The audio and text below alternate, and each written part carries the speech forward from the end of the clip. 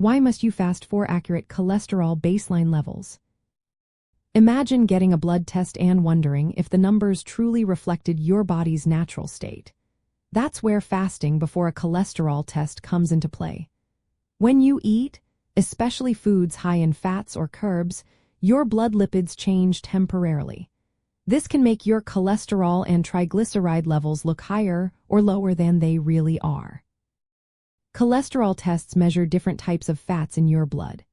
These include total cholesterol, low-density lipoprotein cholesterol, which is often called bad cholesterol, high-density lipoprotein cholesterol, or good cholesterol, and triglycerides, which are fats stored in your fat cells. After eating, especially a meal rich in fats, your body processes these nutrients. Triglycerides increase because of fat particles called chylomicrons formed during digestion. This can cause a spike in triglyceride levels that doesn't reflect your usual state. Low-density lipoprotein cholesterol levels can also fluctuate after eating.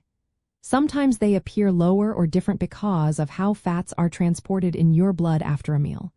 To avoid these temporary changes, fasting for about 8 to 12 hours before the test is recommended.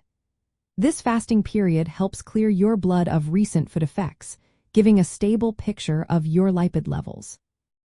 This is especially important if you have high cholesterol or triglycerides, or if you are managing conditions like diabetes or metabolic syndrome.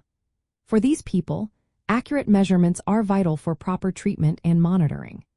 If you are being tested for familial hyperlipidemia, a genetic condition causing very high low-density lipoprotein cholesterol, fasting ensures the results are precise. Recently, some guidelines suggest that fasting might not always be necessary for routine cholesterol screening.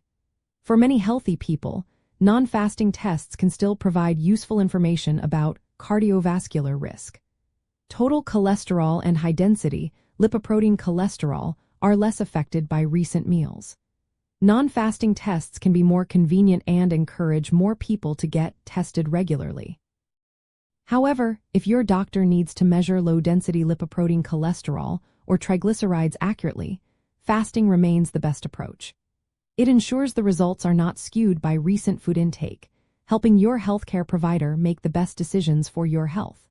So, fasting before a cholesterol test is about getting the clearest, most reliable picture of your body's lipid levels, especially when precise measurements are needed for diagnosis or treatment.